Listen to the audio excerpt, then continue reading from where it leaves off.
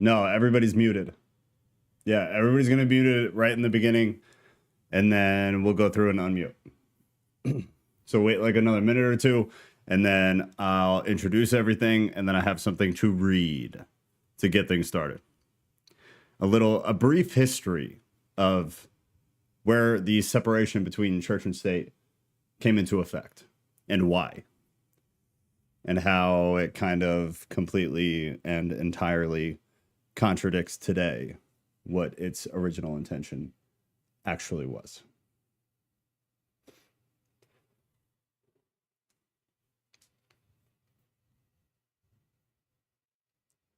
So just chill, hang out for like another minute or two. You guys can hear each other? That's interesting. I'll have to figure out how to deal with that.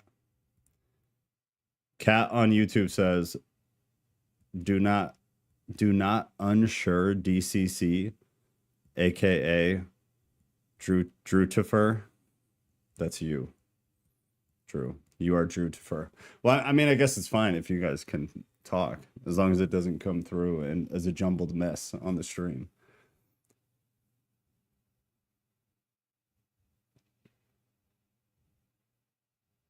I know. Cat, you got to go in the Discord if you want Drew to see your trash talking, because he's not going to see it. The people who are speaking are probably going to be in Discord only and not be in the YouTube chat.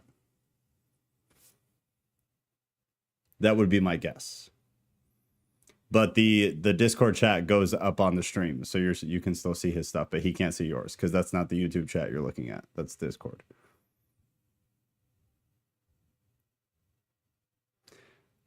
So yeah, I'll update you on the whole YouTube thing here in just a second.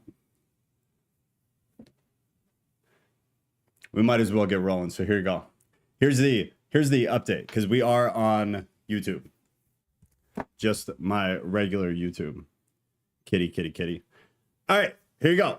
So we are now streaming to YouTube. There are several reasons for that. One of them is that I really want to continue upgrading things, and I need ad revenue, is the honest reason. It's the genuine, honest, transparent reason, is we need some money coming in.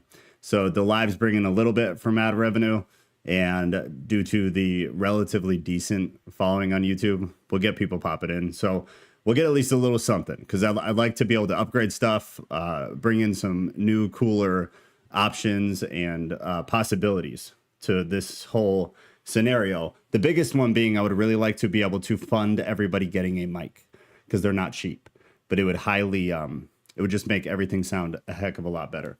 So that's the honest reason. So we're going to be mindful of what we say. Also, YouTube has updated their TOS around things like COVID and the vaccine and some governmental conspiracy stuff. We're still going to get bogged in the algorithm, but they've loosened things up a little bit on some of the things that I was concerned about when we were discussing those things. So we're streaming to YouTube, recorded directly to my normal YouTube channel, Tattooed Theist. All recordings after the fact, clips and edited video where some of the intro and boring stuff is taken out. Those are all going to youtube.com/Theist Thesis. Separate channel, just put it up. Everything will go there, so it's isolated and away from my normal content. Please refrain from swearing. If you can, please also do not use any places, names, or descriptive terms in your share, because I cannot edit it as we are live streaming. Today's topic is the separation of church and state, so please do your best to keep comments related to this topic as much as possible. Everybody is going to have 3 to 5 minutes. I will rudely interrupt you when you have about 30 seconds left, so you know it is time to wrap it up. If you continue going for too long, then I'll rudely interrupt you again, so just try to be mindful as you get to the end. Once you've joined the event chat, you guys already did, but you got to go over to the event. I'm sorry, once you join the event voice, just click right above event chat. That is the chat that is going to stream. And I believe I have disabled the chat within the voice channel anyway, so you shouldn't be able to use it, even if you wanted to. The event chat section is where you can request to speak with the little emoji thing, or just let us know and somebody will make me aware of it. By requesting to speak, you are giving me permission to stream, record, and repost anything said during the conversation. That might be short, it might be longer content, who knows? The last 10 minutes will be a free-for-all. So if anybody has anything that is not related to what we're talking about, which today is the separation of church and state, the last 10 minutes, you will have the opportunity to say whatever you would like. I know we have one thing already that I'm very excited about, that Shannon's lovely husband has for my lovely wife. So I'm very excited about that. Now, without further ado, the separation of church and state. This is a brief history. This was compiled by Prager. So depending on how you feel about PragerU, but it's valid information. You can fact check it. It's all good. So the doctrine of the separation of church and state, most Americans believe that it's in the United States Constitution. This is like Joe's Miranda rights. That's exactly right. This is me covering my butt. So most Americans believe that the doctrine of the separation of church and state is actually a part of the Constitution. That is not true. There's absolutely nothing in the Constitution about separation between church systems and state or governmental systems. And there never was, for a very simple reason. The founding fathers never intended for church and state to be completely separate. They saw religion, specifically religions based on the Bible, as indispensable to the moral foundation of the nation they were creating. So, where does the phrase come from?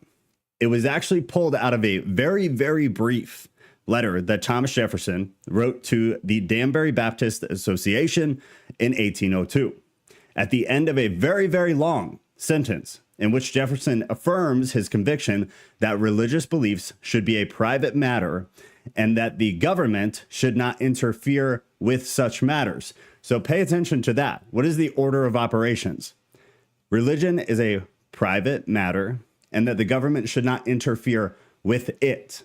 It is not the other way around. It's that government should not interfere with church. He uses the phrase building a wall of separation between church and state. And that's where the phrase lived, undisturbed, lost in Jefferson's voluminous correspondence for almost 150 years. But more on that in a moment. First, let's discuss what the Constitution actually does say about religion and its role in public life. The answer is found in the First Amendment to the Constitution. Quote, Congress shall make no law respecting an establishment of religion or prohibiting the free exercise thereof. It's plain what those words mean. The federal government could not establish a national religion, the common practice in Europe. The United States was going to be different.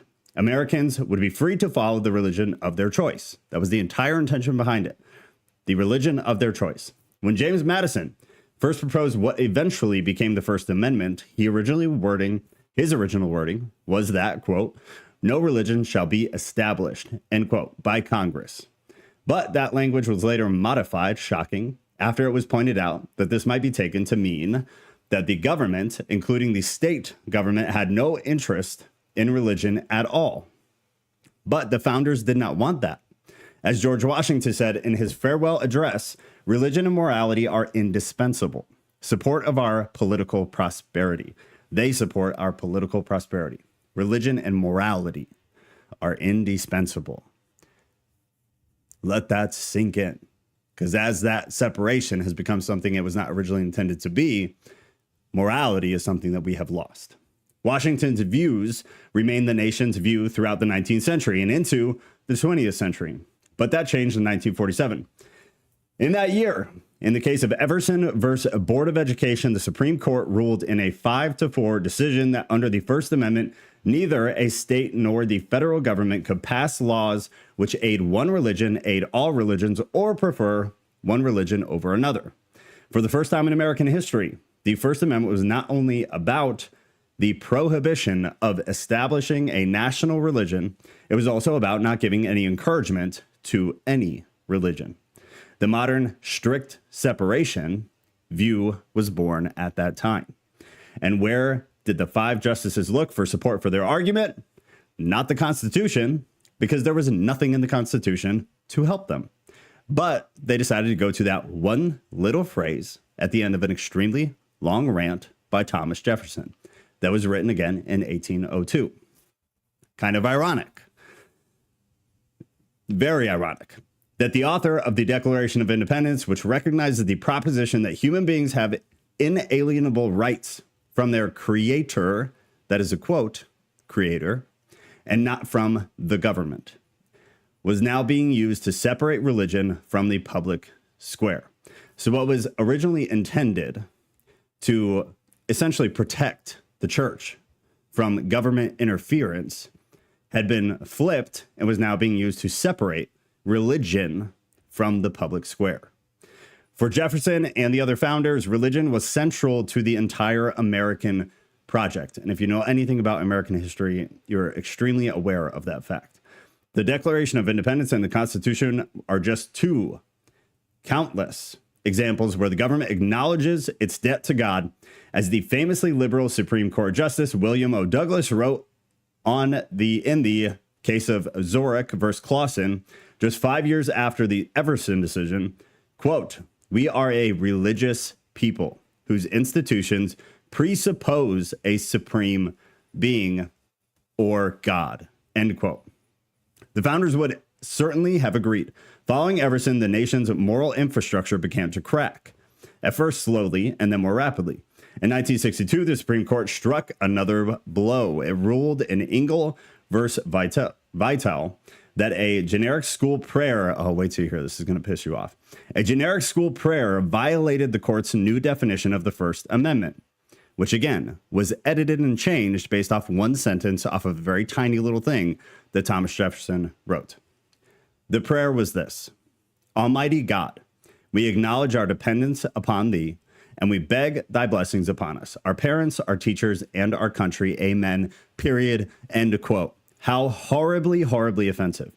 The prayer was not specific to Christianity even. It was just to God. It was not specific to any other religion either. It was just to God, to bless ourselves, our parents, our teachers, and our country. How sick. How sick.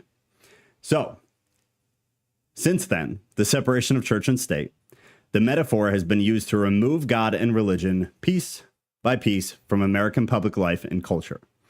Are we a better society today for it? It's hard to read that. Are we a better society? It's hard to argue that we are not a better society for it. Almost every cultural and ethical indicator of marriage rates, birth rates, the number of Americans giving to charity have dramatically declined since God and religion have faded from American life and culture. Meanwhile, I'm done right after this, hang tight. Meanwhile, children without fathers, behavioral problems in school, and crime have gone up dramatically since that change. And all because of one vote in one court case based on one sentence at the end of a run-on sentence by Thomas Jefferson in 1802. Done. So there is a brief history of where this all started, where the separation began, why it started. So the key things to understand is that the separation between church and state was intended to protect the church from governmental meddling. It was not meant to protect the public square or protect the government from religious ideals or ideology. This country was founded on and by people who had religious ideals and ideologies. I don't feel like most people argue that because it's all throughout our American history. It's in all sorts of documentation. It's trying to be suppressed at the time, for sure, but it's very much recorded. It's very hard to deny. So we're taking something that has nothing to do with the Constitution. It had nothing to do with the key founders of the country. It's actually antithetical to what the key founders believed and wanted for the country, what the country was built and founded on. And now it's twisted very slowly over time into basically a loophole to remove as much religiosity out of American culture and out of the public square as humanly possible. Boom. All right. Anybody have anything to add or have a question? It's fairly straightforward, though. But I don't, while you guys decide who's going to come in here first, I don't think there's any way to deny that as that shift came into effect, we did lose morality. Because, again, like we've talked about a million times, it's really hard to create a moral framework within something that is subjective in nature. So if society is deciding what is right and wrong, if morality is this subjective, fluid thing, then we get culture like we have now. We don't even know what words mean right now. So how do we have a coherent, cohesive society in terms of moral values and standards? You don't. You have this very fluid, always changing, never secure, never stable concept of what reality is. Jeremiah, got you. All right, you're unmuted on my end. I think you'll have to unmute yourself on your end. You in.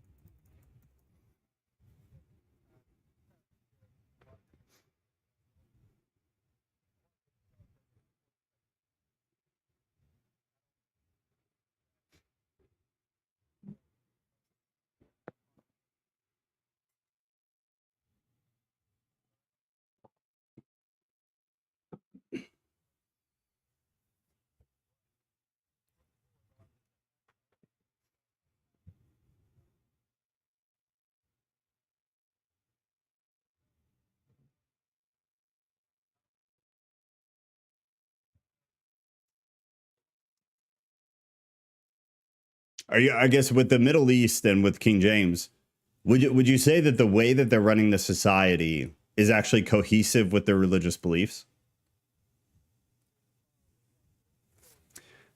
I'd say either, because in my opinion, it's the same answer. But you can take it, wherever you want.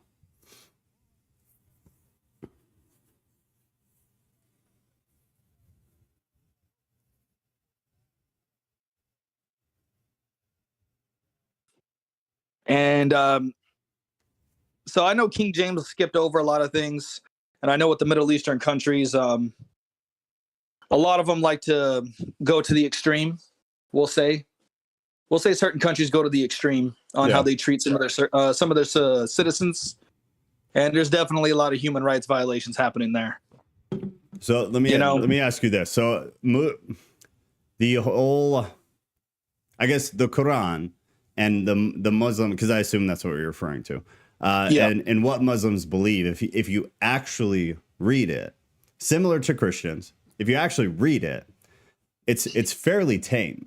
What they believe is it's actually very, very close to Christians. Theologically, not so much, but in terms of morals, values. So in the context of running a country based on these values and these morals and things like that, if you ran a country solely based on what the Bible says, not how Christians interpret it, you'd have a pretty decent society. You'd have people treating each other fairly well. There are caveats, of course. There are things that you'd have some issues with, but the same would go for the Quran. The problem with the Middle East, in my opinion, is that in no way are they behaving as if they're functioning off of the Quran.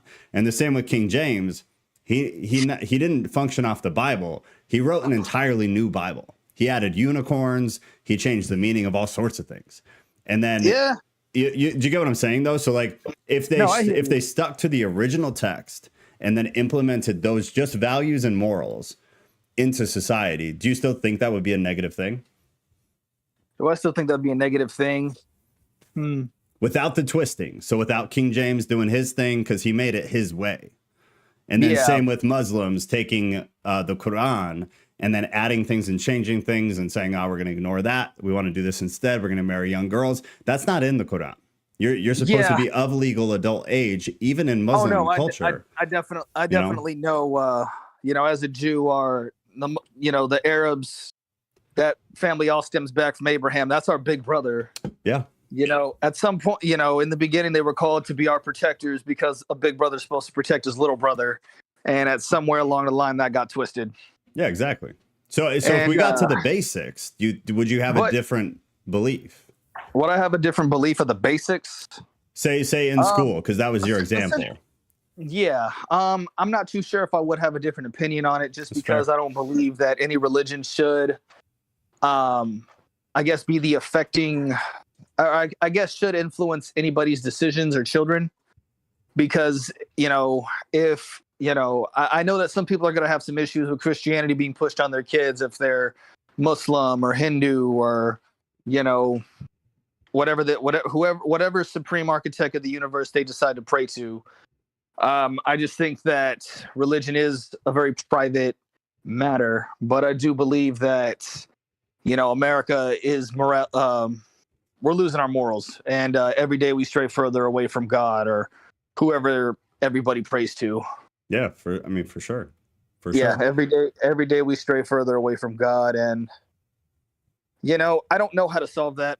I don't, but I just believe that with the rising levels of people's lack thereof belief in God, I think that definitely kind of just destroys the moral fabrication of people. So that's the tricky part then, man. So say, because I agree with you on the spiritual end of it, that I don't believe spiritual ideals or theological ideals should have anything to do with people who don't believe that. But so say we just take the morals and the values, take Yahweh out of it, take Muhammad out of it, take the Hindu gods out of it, just the moral framework, and implemented that into society. So no specific God names, like that prayer in the school that got shut down. It was Almighty God. God applies to any and every religion until you specify who the God is, right? Exactly. I mean, as a Freemason, a lot of biblical text is used for certain ceremonies, but at the end of the day, all the prayers are kind of generic in that sense of, God or the supreme architect of the universe, Yeah. essentially using a very generic thing because, we don't discriminate against any man's religion in the fraternity. So therefore that's the way I kind of look at the world, is I don't discriminate against who somebody prays to at the end of the day. We all got to believe in something, right? Yeah. And the people who believe in nothing, hey, I don't know how you do it. To me, it takes more faith to believe in nothing than it does to believe in a little something. For sure. That's sort of my thought, is I don't view others as less, and I don't view my religion as more important than someone else's religion. But at the end of the day, unless you're paying for, I feel at least in some form, if you're paying for a private education and you prefer it to have a religious concept to it, then by all means, that's a private organization. Then how do we structure morality? How do we structure morality? I believe that morality, that stuff comes from home. What do you mean? I mean, America. Then I guess how do we have it? How do we have a union of morality then? I that's the $1 million question. I don't know. It's hard. I don't know, because I mean, the moral, what is it? The American family is slowly but surely evaporating. And why do you think that is? The God thing? What? I think that due to a lack of morals, you have a lot of people who don't want to accept responsibilities. I think a lot of people just, it's a lot easier to just dip out and throw a little money in child support to the parent that decides to stick around. Yeah. I mean, it happens all the times, mothers and fathers will abandon their kids with either their parents or their child's parent, the other one, and they'll just dip out. And they'll you see it all the time. And how do you stop that? Honestly, I mean, that's what I'm saying. I think a lot of that comes from a lot of the morals that you follow has to come from the household. You got to be able to see things like that, or you have to be able to want things like that. I mean, but that's a problem of the household. No, that is a problem of the household. I mean, you have more kids more often than not coming from broken homes. Yeah. And I don't necessarily think that I don't think that that's a problem the state needs to solve either. I think the state's done more than enough damage. I mean, I 100% agree with that. Yeah, but I think the state's done more than enough damage. I think the state needs to kind of stay out of this. I think that there needs to be I don't know how to get morals into people, honestly. That's the hard thing, because I agree with you to a point that it's a family issue, but a lot of the problems we're seeing stem from the family itself, which indicates that the family doesn't have it down. So then the morality itself has to stem outside the family, because if it originates and then perpetuates from family, then all we've done so far is proven that doesn't work. Because most of these issues, especially the ones that you brought up, which I completely agree with, they originate from the parents, from the family, and then maybe before that from the grandparents when the parents were kids. But those are systemic family issues of morality. Yeah, and from things that I've seen, there are some in small amounts, but there are certain communal certain communal things where, you know, people do help. I mean, it does take a village to raise a kid, and you know, there are outreach to the youth programs. There are all kinds of things, you know, ways to try to keep kids off the streets. You know, because kids that come from messed up situations usually wind up in streets, and the streets ain't got a retirement plan. You know, yeah, you don't get to run the streets for 30 years and retire with a pension. It's true. You know, so I don't know how to increase morals, but I know that I believe that's where the community comes into play. I mean, it happened in Dallas, where there was specifically a school program in the city of Dallas where, you know, this was a program created for kids that didn't have fathers in the home. And it was like, it was a volunteer program called Breakfast with Dad, where, you know, they would just have dads who are volunteering to sit down and communicate and have breakfast with these kids and try to mentor them a little bit.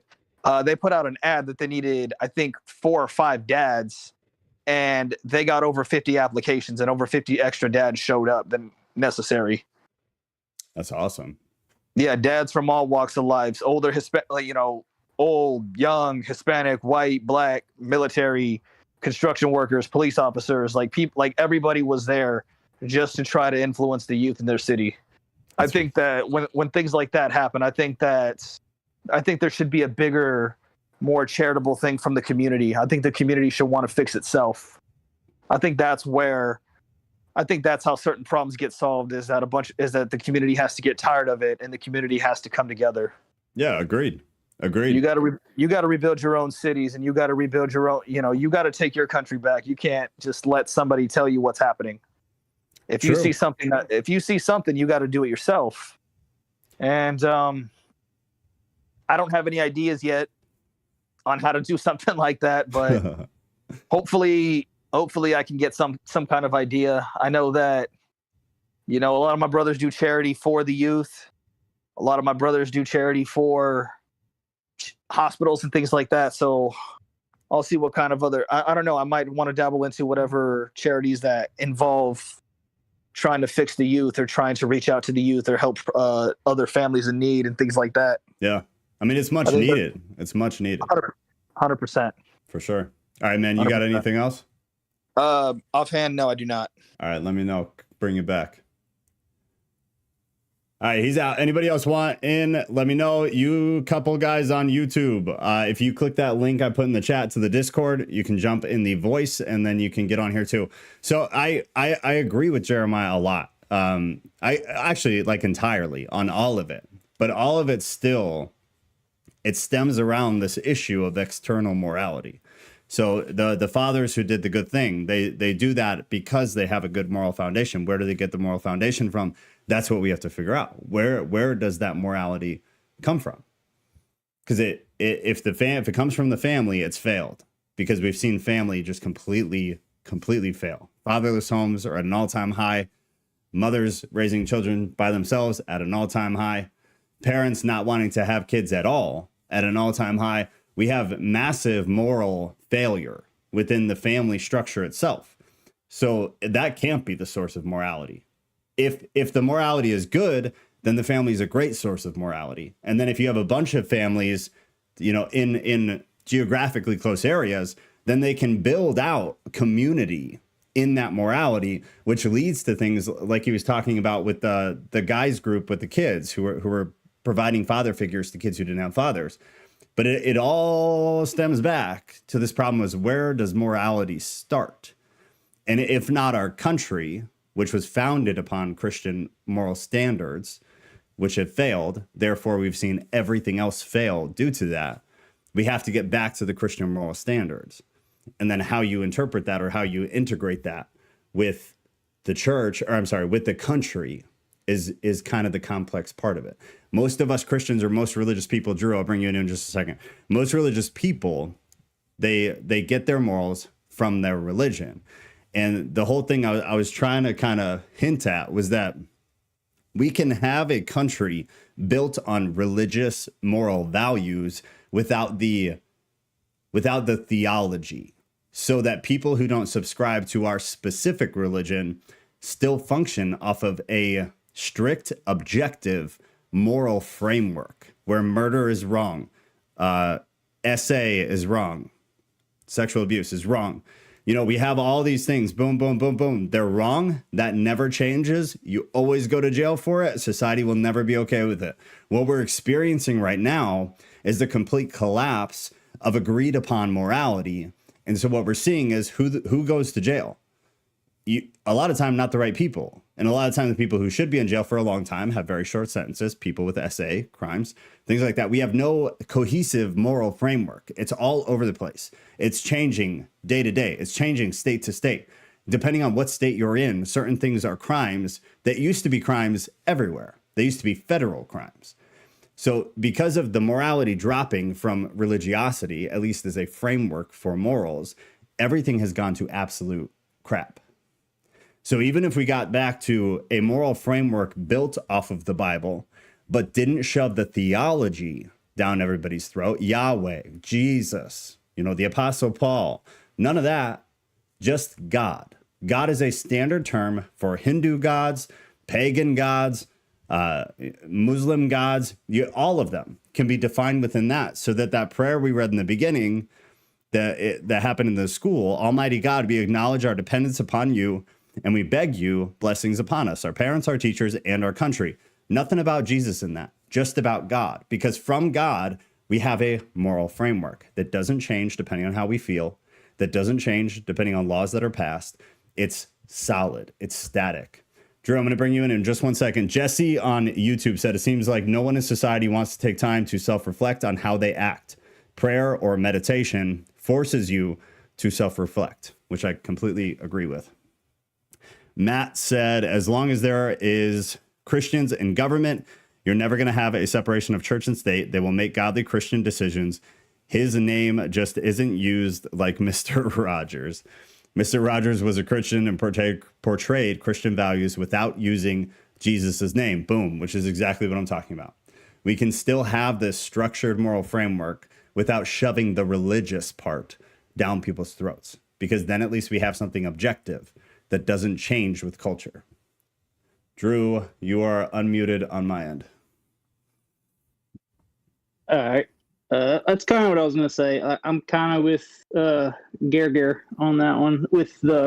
I don't mind the separation of church and state for like schools and certain, I guess, public or things that are state run or whatever, just because I know we started as a Christian nation. We were built, like under God or one God. Some religions have multiple, so it's pretty clear that they're probably talking about the Christian God. But I know we were created and we wanted immigrants to come and all of that, and so I'm okay with having the separation. But like you just said, keep the morals would be good and the laws to be good. And I feel like one way we went wrong is, they say if you don't stand for something, you fall for everything. Well, after the wars were over and after everything calms down, it's like there's no problem anymore. There's no common. So people always, to get into political power, there's always got to be, you got to solve a problem for somebody to get elected.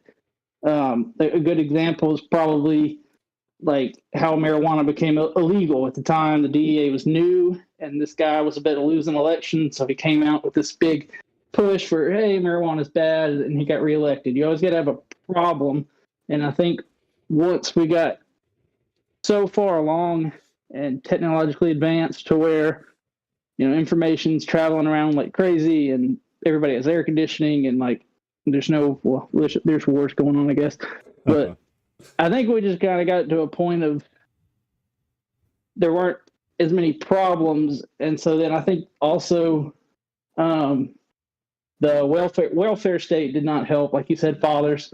And once again, that was kind of created because to get votes, to get elected, it was somebody was saying, hey, there's a problem here. I have this to solve it. And I don't know. I feel like it's been a bunch of decisions like that, and slowly picking away at, the morals from the Bible and things like that. I don't know. Like I said, I feel like this is a very complex, long answer that has so many things coming into play. But yeah, I don't know. Like I said, I'm better at bouncing off other people's ideas than I am spouting out my own. My brain's all over the place. But all right, then hang out, bounce off this thing. Okay. So take something like the 10 Commandments. You have the first 4 are very religiously based, right? You shall have no other gods before me. You shall not make idols. You shall not take the Lord your God's name in vain. Remember the Sabbath day and keep it holy. Take those out. 5, honor your mother and your father. In any culture, in any society, that should be, in my opinion, I feel like that could be or should be an objective moral value that would be good for any society, right? Agreed. Okay, 6, you shall not murder. Objectively good? Agreed. Cool. 7, you shall not commit adultery. Objectively good. 8, Agreed. You shall not steal. 9, you shall not bear false witness against your neighbor. And 10, you shall not covet.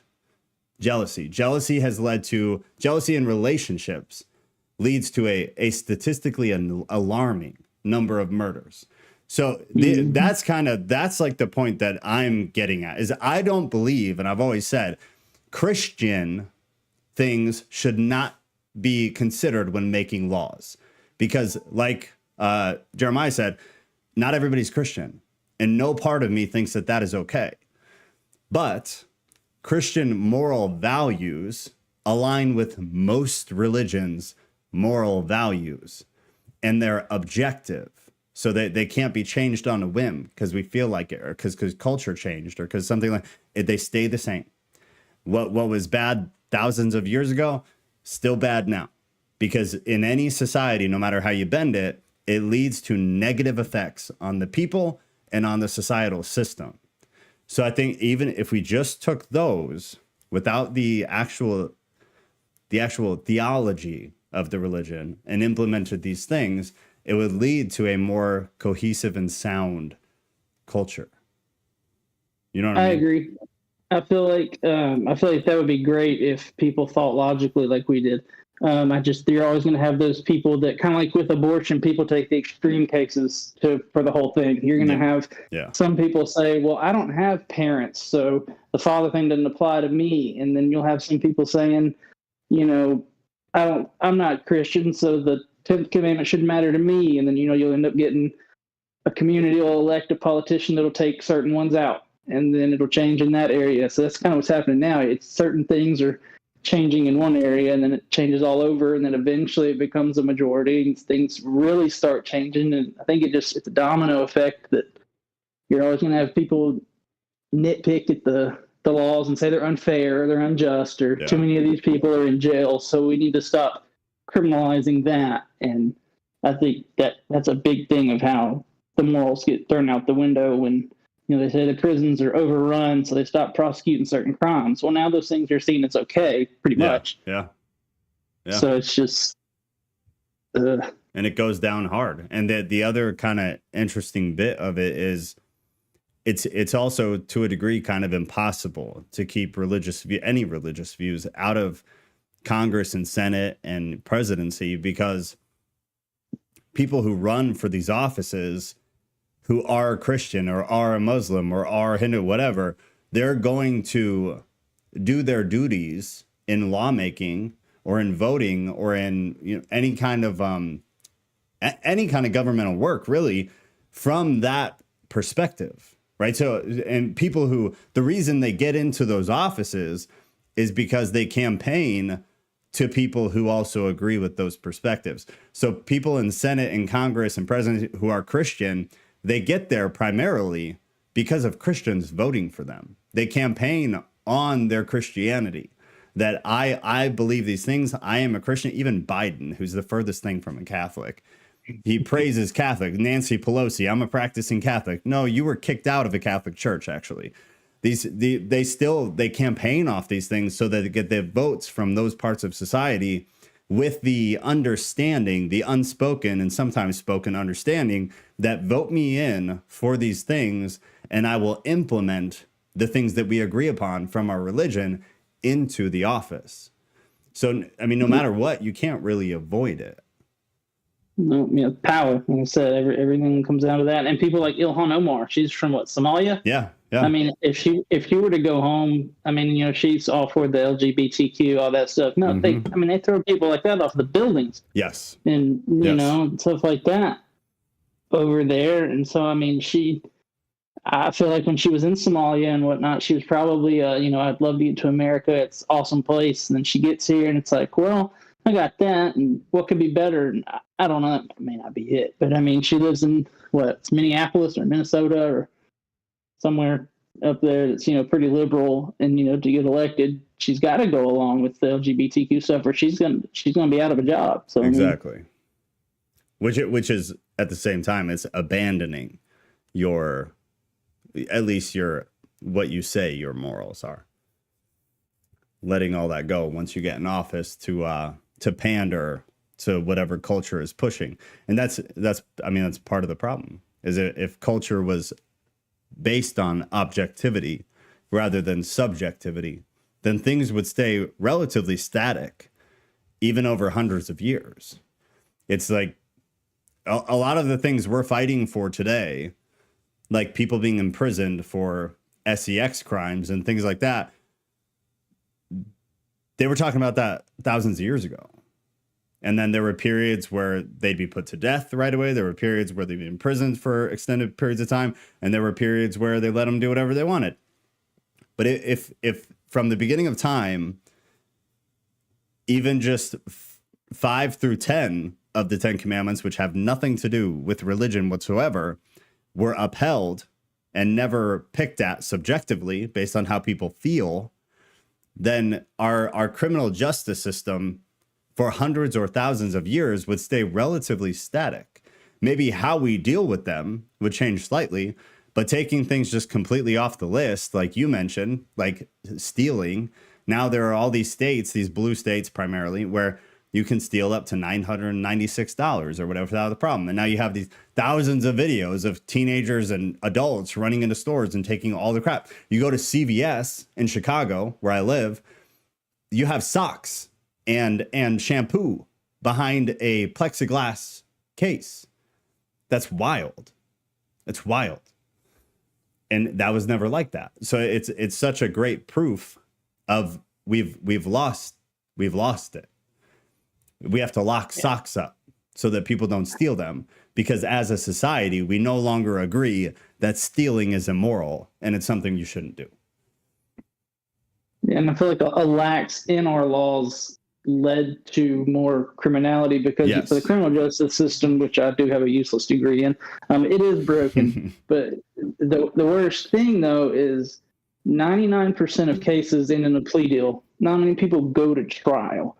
Yeah. So and it's still backed up. Like, if you commit a crime, you'll wait for a court date forever. And people don't want to do that. So they take a plea deal, and they usually lower the sentence, because when you take a plea, you got to make a deal. So they lower your things. I mean, the system's so backed up, which I don't know what you do about that. Because like you said, we need to send these people to jail that commit crimes, so that other people see that, hey, if I do that, I'll go to jail. But then it's so overcrowded, and plea deals, and they get kicked back out. And this is why we need Joe 2024. Haha. Nah. I want Vivek. Let's bring Vivek in. Vivek Ramaswamy. Yeah. He's solid, man. At least everything I've heard, I've been super, super impressed with him. I want to say Trump, just because I think he's really going to clean house.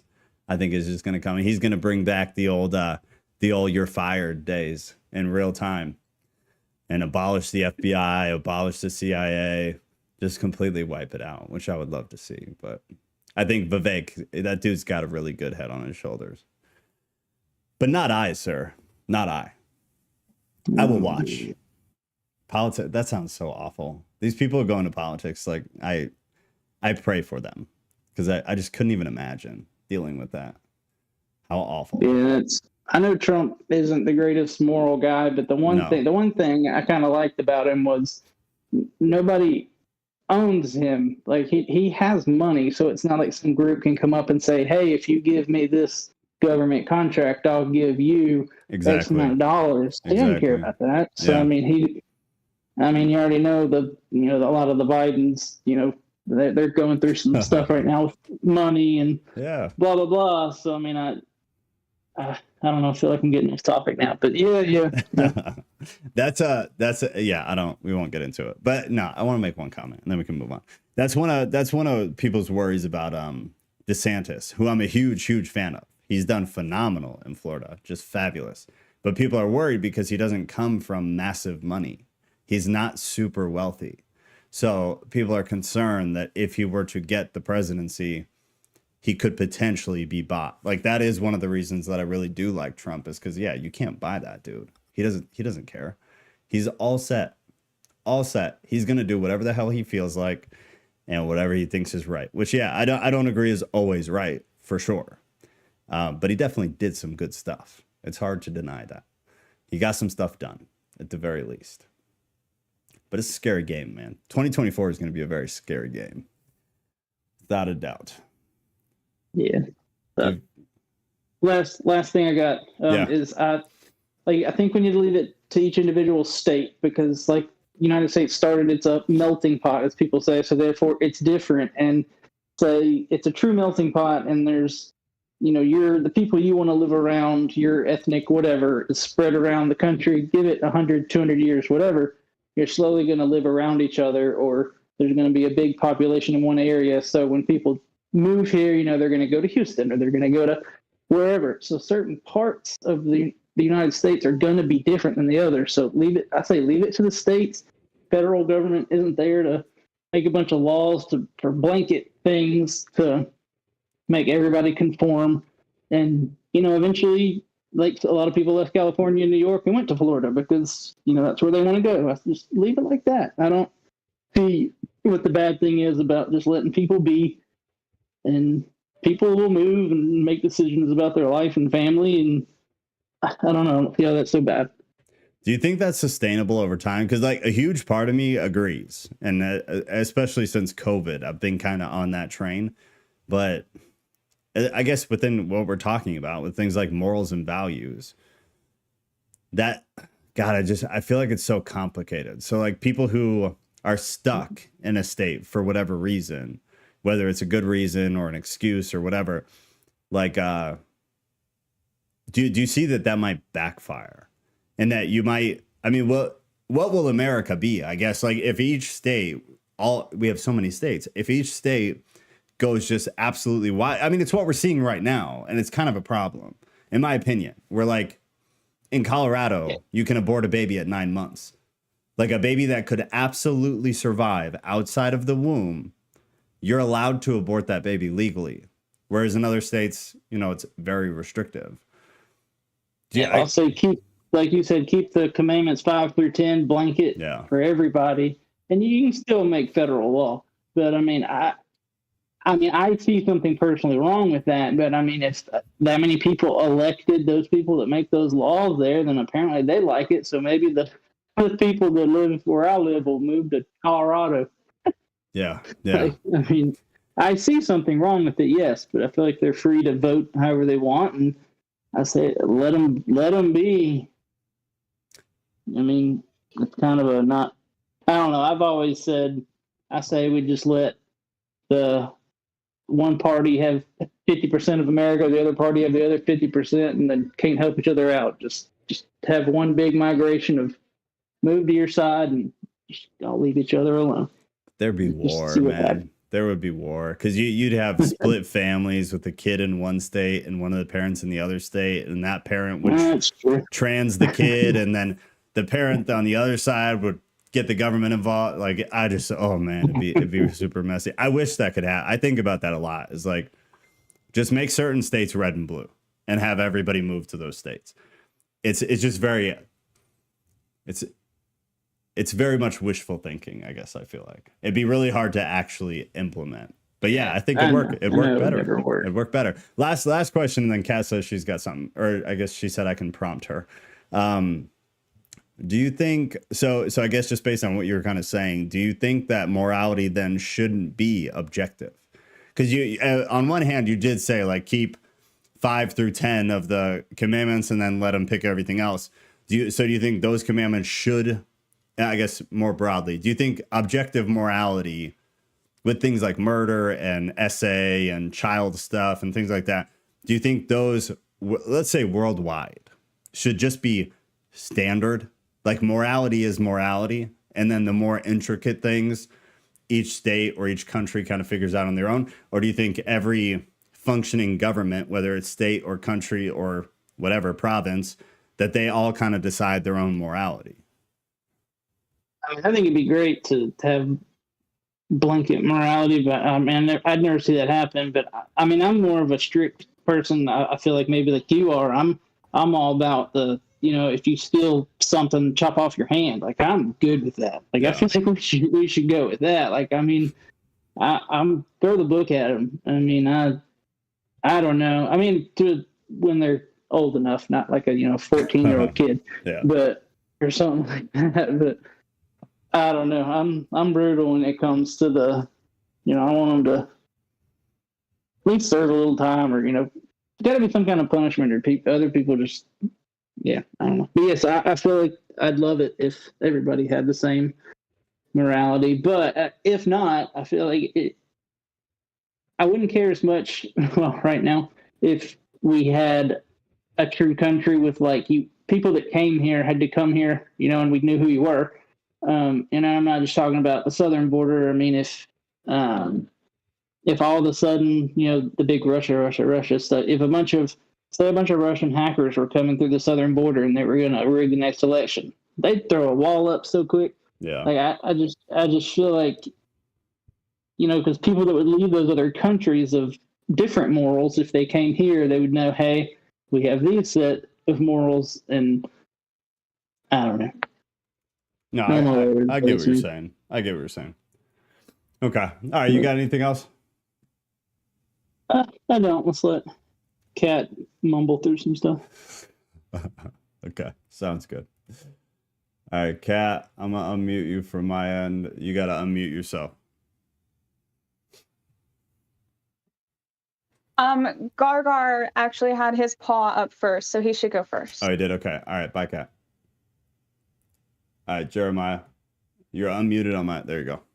Okay. No, I just want to throw one comment out there for Mr. Drew.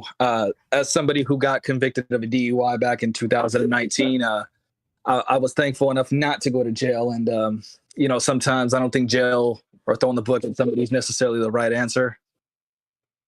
At least for me, it wasn't. I think you misunderstood him. He's more, and Drew can correct me if I'm wrong, but he's more referring to things like things against children, things against women, SA crimes, stuff like that.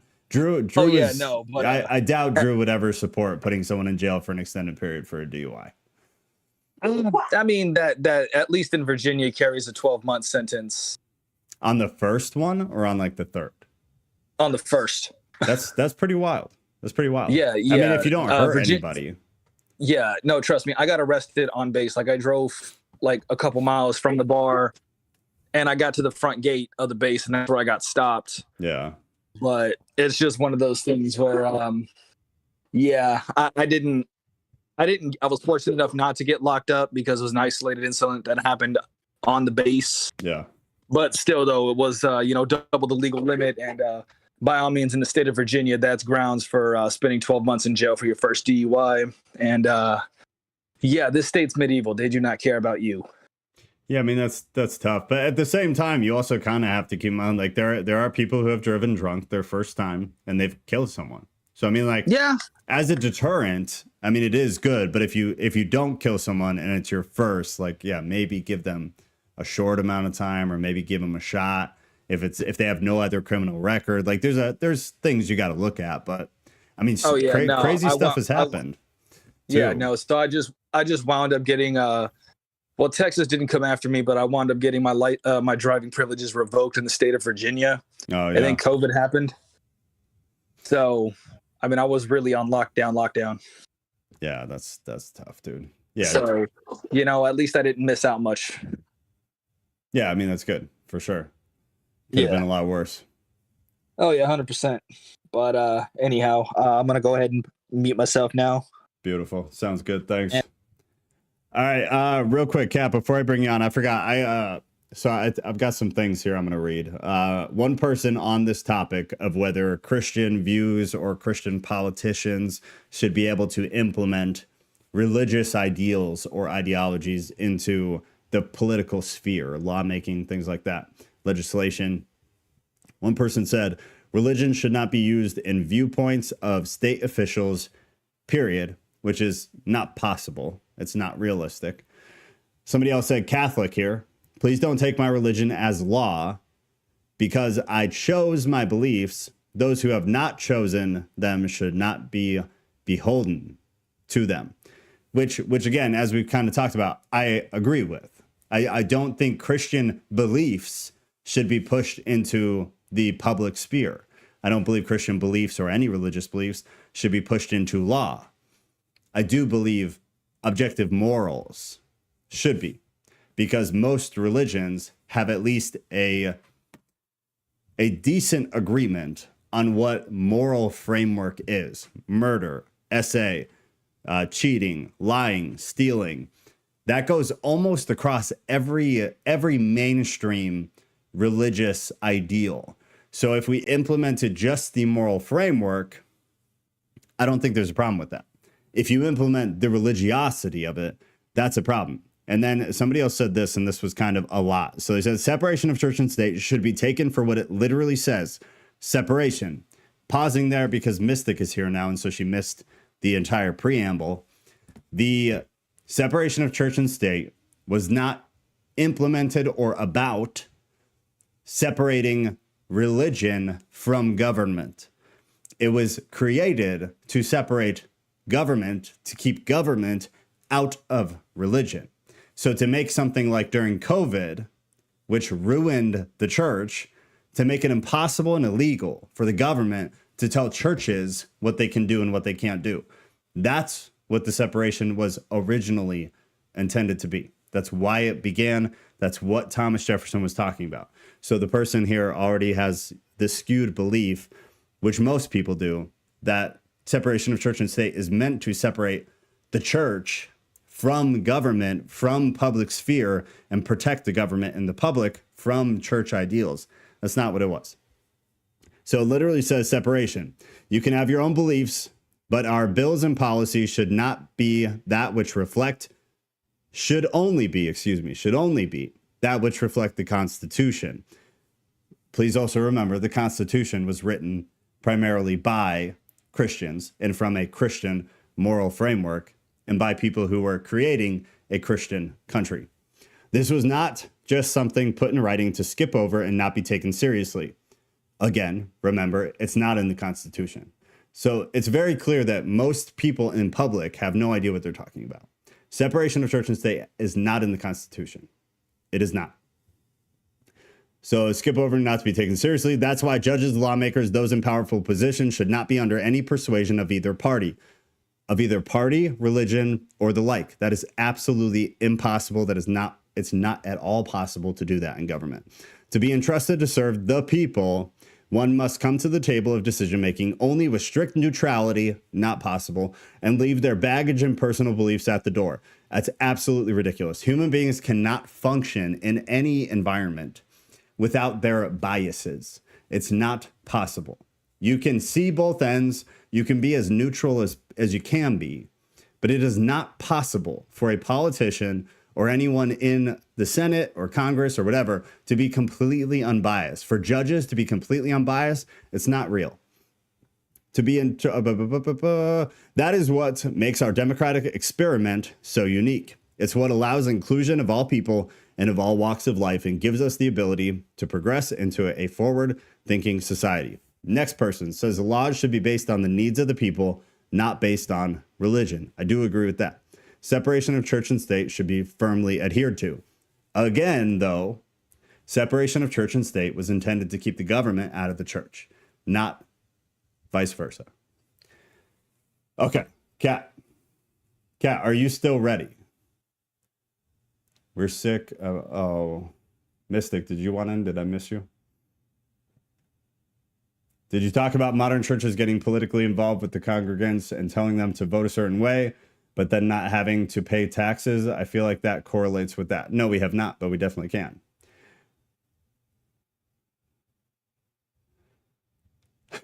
Okay, I'll bring Kat in, and then Mystic, I'll bring up what you just said. Kat, you are unmuted. Hi. Hi. Hit me.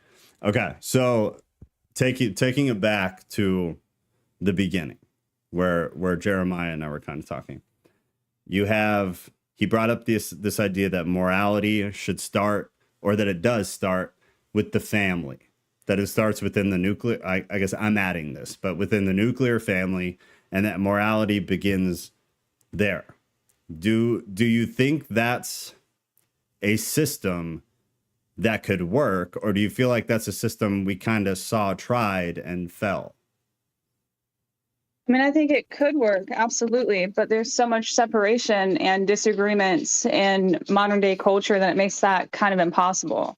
Like back when, in this late 1700s, if we want to stick with this time period, families raised families together. So like your neighbor was also a part of your family. That's how things worked. People depended on other people, and they relied on their community, and their community relied on them. It was very give and take.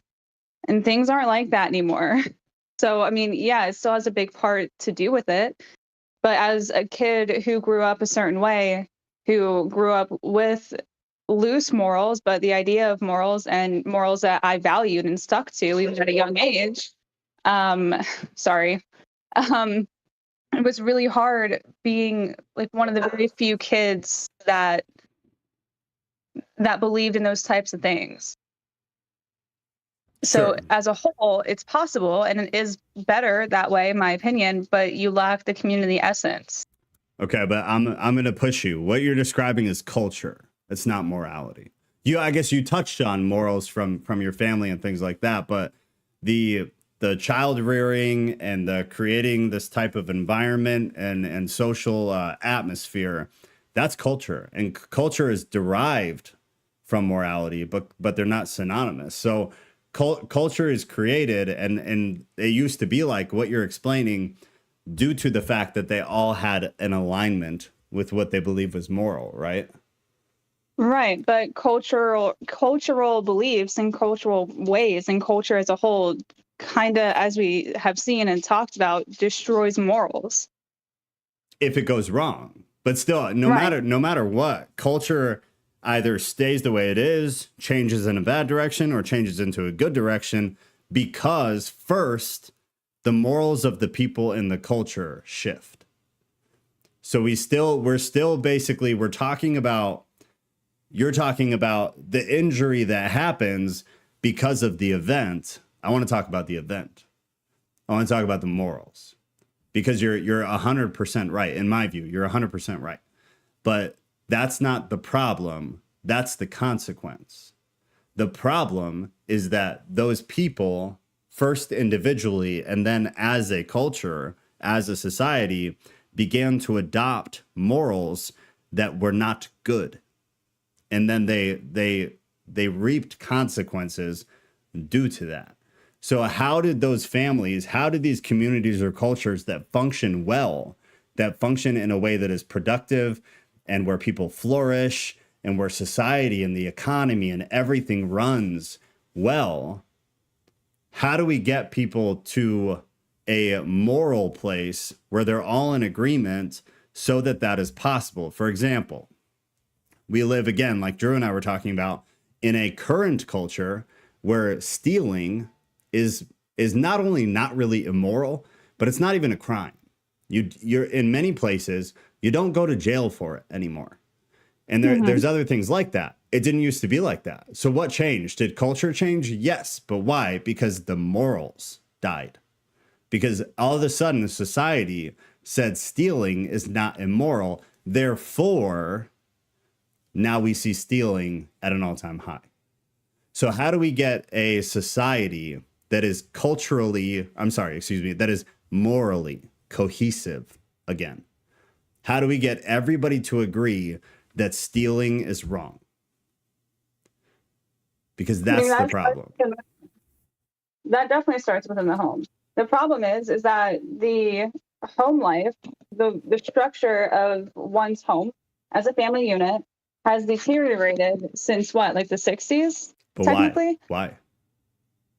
Because of culture. But you're still at the front of the building. Do you get what I'm saying? So yeah, I agree with you guys. I totally agree with you guys. I'm philosophically pushing you. Because you're right. But culture impacts the family, and many families impact and create the culture, but none of that is worth talking about if you don't figure out why is that happening. Why did all of a sudden families start not teaching their children that stealing was wrong? Well, because culture, because society at large. So families within a city, within a state, within a country, top down, bottom down, doesn't really matter. It's a disease that is spread where now nobody believes. I mean, obviously people do, but where a lot of people don't believe that stealing is wrong. But why? You still have to go backwards. Because of godlessness, because of lack of structure, because of lack of community, because of lack of teaching, because of lack of morals. Yeah. So how do we get there?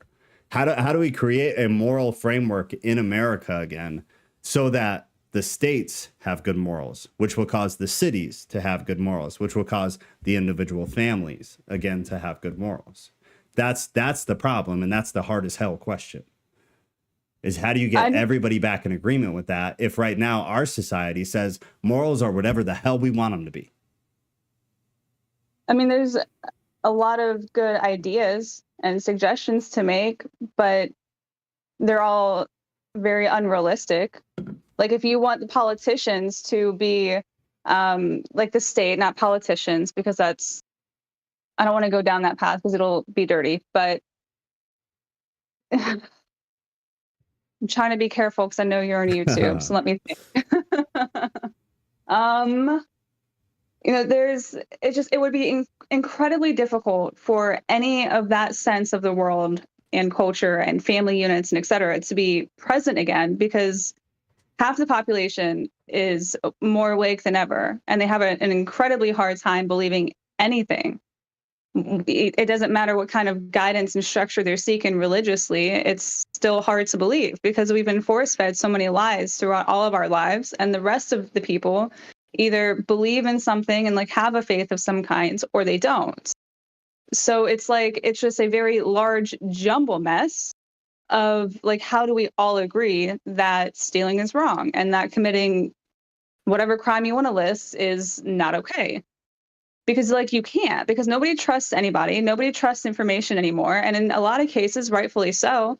But if you are looking up to the state, literally to guide you, you're going to fail. You're just going to fail because they're influenced not by morals. They're influenced by money and corporations and cartels and et cetera, et cetera, et cetera.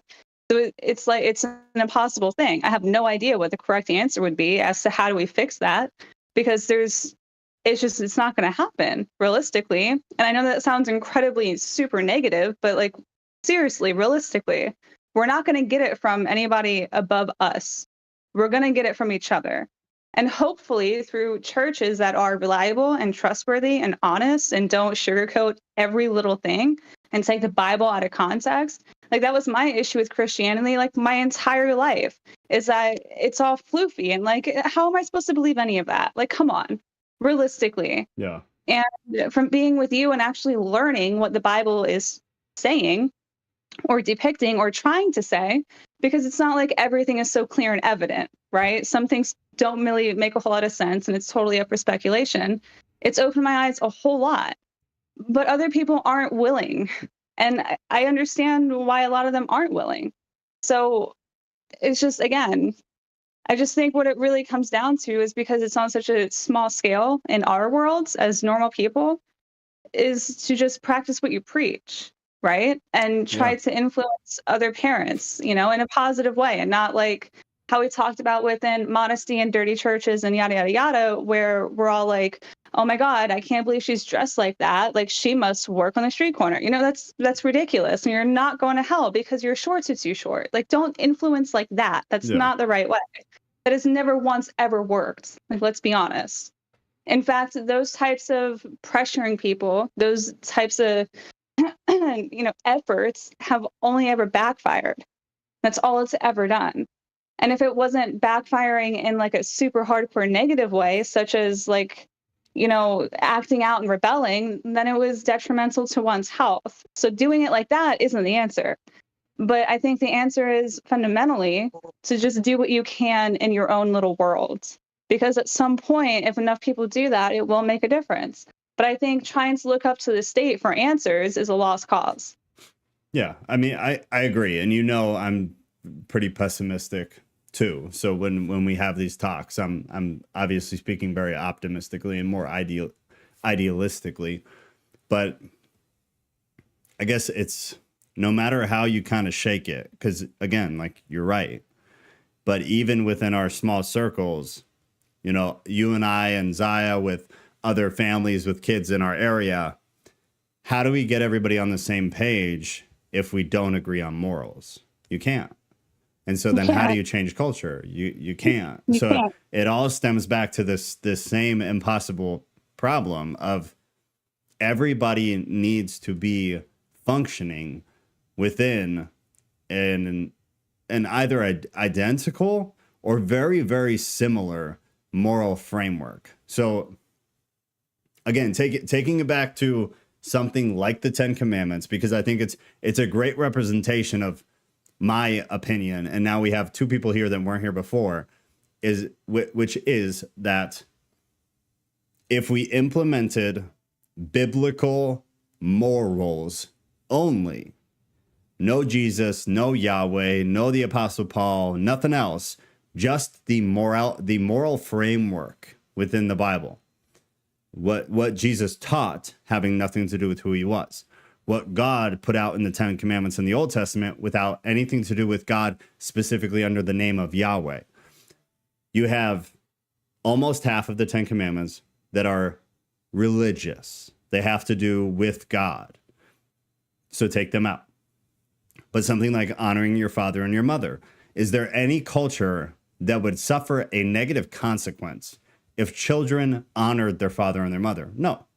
Is there any culture that would suffer a negative consequence from murder, adultery, so breaking up families, stealing, lying about your neighbor in court, or being jealous, which has caused many murders in relationships? Is there anything negative any society could ever experience if we all agreed on that moral framework? No. No. So take all the specifics of religion off the table, but keep the moral framework within the Bible specifically. And you have a framework that then everything all you guys are saying would then be possible. Because without that, agreed, everything you guys are saying is a pipe dream. It's never going to happen because there's no cohesiveness between what people believe is right and wrong. And that's like my biggest gripe with anything really that we talk about ever, is that morality has been completely bastardized and wrecked. And now it's primarily agreed upon in our society and in our culture that morality is subjective to the government, which is subjective to the people who vote them in. So it's subjective to all these different beliefs and ideas and different religions and different backgrounds and histories and this and that and this. There's no way to have a cohesive society that functions that way. It will, and if you look all throughout history, even within a Christian framework specifically, the minute Christians started taking what was a fundamental base of agreement and adding things and taking things out and put their own twist on it, you saw the church as a system, as a culture, become absolute trash. There was no cohesiveness. There was no community. There was nothing that bonded them together, that they all agreed on. This is right. This is wrong. This is godly within a Christian context, and this is not godly. Even within a religious culture, we've seen it all throughout history, just die and die and die and die due to subjectivity. People's opinions being more important than, in a Christian context, what God said very plainly is right and wrong. And the ironic thing is, whether you're religious or Christian or not, if we functioned off of a biblical moral framework, the world would be an absolutely beautiful place. Charity would be off the hook. People helping each other it'd be hard to find someone to help because somebody would have already helped them. Like, society would be functioning so productively and so sacrificially that I couldn't even imagine a society that truly functioned off of a biblical standard. Even if you took God out of it, God, specifically Yahweh, out of it, it would be such a beautiful society of people just loving and helping each other. It's a wild thing. Sorry, I just rambled again. Here, Kat, I'll throw this at you though, because I think you'll identify with this, and you don't need to specify why. But Mystic said, I think the elites and CEOs in America have to be held to a higher standard of morality, especially in their ethics of their business, because the trend now is to steal from big corporations. Quote, if it's a chain, it's free reign because because they exploit their workers and the environment. I want to say one thing, and then I want to hear what you have to say about this. Morality is morality, Mystic, in my opinion. Everybody should be held to the same morality, because there are not levels to morality. Something is either right or something is wrong. So yeah, they should be held to that moral and ethic standard. But I personally don't think it should be any more or less than anybody else. They're just more in the spotlight. And the only way I guess I would kind of justify what you're saying is that more people see how they're held accountable or how they're not. So it's going to trickle down and affect more people in a negative way if we don't hold them accountable. But it's still not to a higher level. It's just that we need to hold them accountable at all. And we don't. Like Nancy Pelosi with her stock trading. She needs to be held accountable, because otherwise, why wouldn't everybody just inside trade? But Kat, what do you think about that? That the elites and the CEOs in America have to be held to a higher standard of morality and business ethics due to the fact that people are looking at them being unethical and justifying stealing from them because of that. I mean, absolutely. 110%. I mean, it really, other than it starting with the family, it also starts from the top. But the thing that we can control is our level. We cannot control the higher ups. And I mean, we've tried so many times, but the only real way to do that is to completely, I don't want to say it because you're on YouTube, but to start over. Reset, but not the fantastic Klaus Schwab reset. Yeah. All right. Well, you can actually say one, it. Yeah, they've loosened up. You can say it. Okay. Yeah, no, I mean, I agree. Mystic said, yeah, that's true. But I mean that the general public always looks up to someone for direction. Yeah, that's why part of me does agree with what you're saying. But I guess maybe it's just the word higher moral standard that I kind of took issue with. We should hold them to the moral standard because they are in public light. So they should have examples made out of them. And like, they're making laws for us, but they don't follow them, for one. And for two, it's not for them. Like, even if they make laws that would like apprehend them from doing A, B, or C, they're still going to do it. What does that say to everybody else? Like, there's a ton of, I mean, just research the 2008 crash, man. All of that was a complete setup. People taking advantage and playing the game, but dirty. 110% dirty. That's why what happens. Yeah. That was done because the government was doing it. The government always has done it. So they caught on to that and were like, well, why are we doing this? And then look what happened. People were literally betting on other people's houses Yeah. I don't know how many people actually know the in-depth story. Not the one that we're told, but the thing that actually happened. That is what happened. That is why people lost their houses. It is the same thing as it. I mean, it's not the same thing, but it's very similar to private prisons being publicly traded. Like, we have evidence now that rappers, even in the 90s, specifically in the 90s, were contacted and said, okay, well, you can choose to put money in this stock or that stock or whatever, because your music is going to perpetuate violence and crime. So you get to take part of the repercussions, the good repercussions, and make money from that, as well as make money from your music. It's the same thing. Like, it's the same exact thing. So because of all of that, people lost their houses, people lost their livelihoods, people committed unaliving acts, people, like, everybody lost everything, every little thing. It was absolutely horrendous. And even as a kid during that time period, I kind of understood what was going on. It was scary. And then you have the same thing with the private prisons. Like, that's the same thing. You're betting on people's lives. You're influencing the public. And of course, like in poverty-ridden communities, it's going to hit them the hardest because they're justifying it, right? Because the people that they look up to, whether it's musicians or politicians or whatever guidance that it is that they seek, that they find any kind of sustenance in, that, like, they make excuses to be like, okay, well, if they're doing it, I'm going to do it too. It's the monkey see, monkey do thing. Like, that's what happens. Yeah. So should they be held to a high standard? Yeah. Should they be held to a higher standard?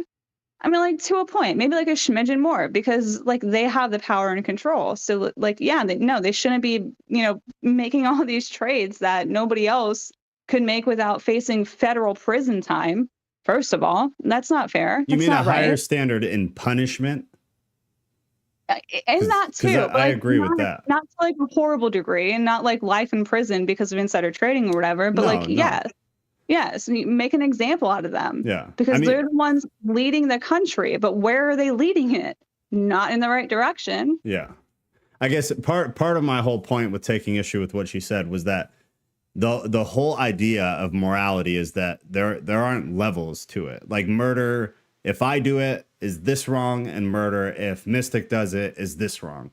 Like, insider trading, if Nancy Pelosi does it, is this wrong? And if I do it, it's this wrong.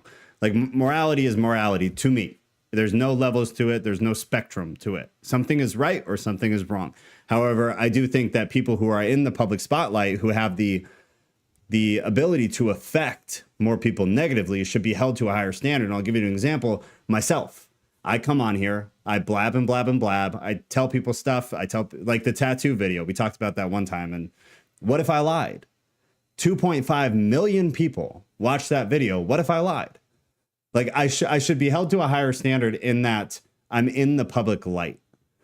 But, and so in the example of stock trading or something like that, yeah, maybe Nancy Pelosi should do some prison time, or maybe she should be on house arrest, because there are literal websites where I can shadow trade Nancy Pelosi, where I can watch every trade she makes and I can make the same trade so that I benefit from it. So what she's doing due to her public figure status can affect more people negatively. So maybe her consequence should differ, but her breaking of moral rule is the same as anybody else. Whereas if Joe Schmo down the street trades illegally, like, yeah, slap him on the wrist first and see if he does it again.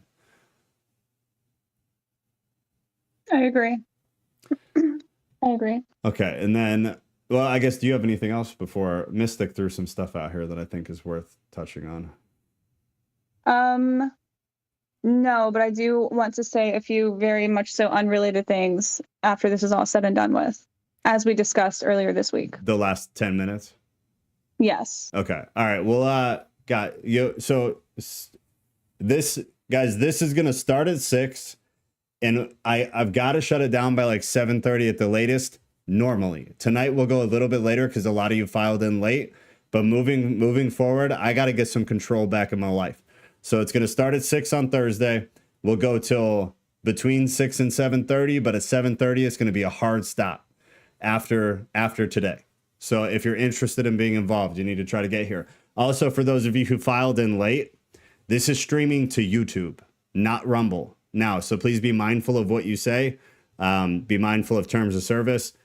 And we're still very much trying to not swear. And I think I actually haven't sworn tonight, which is phenomenal. But please just keep that in mind. It's streaming to just my normal YouTube channel. And then to watch the recordings of these, youtube.com/Theist Thesis. You can also click podcast here in Discord, and all those most of those videos come from the new YouTube channel where all these recordings are going. All right, Kat, I'm going to mute you, and then we'll bring you in the last 10. Mystic's just been dropping bombs. Socialism is cool. What was the other one? Something about, God, you guys like blew this up. Where are the things Mystic's at? Oh my God, we're almost to talking about the government putting stuff in our food again. And God, where is it? Mystic, you said something that I wanted to touch on.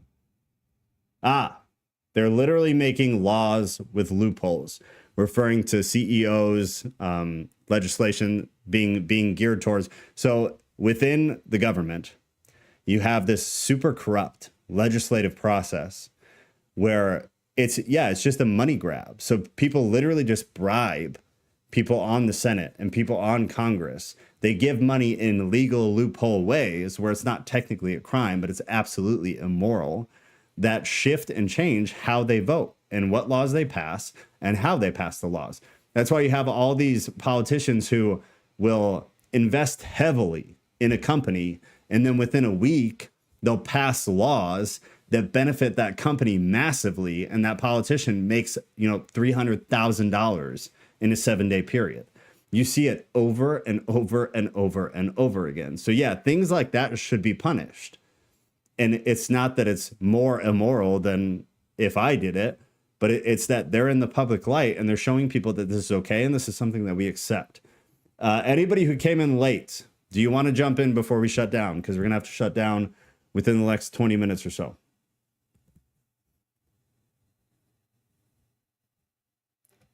And for anybody who came in late too, we're mostly talking about the separation of church and state, how the origin of that comes from Thomas Jefferson. He wrote a very short, very small sentence.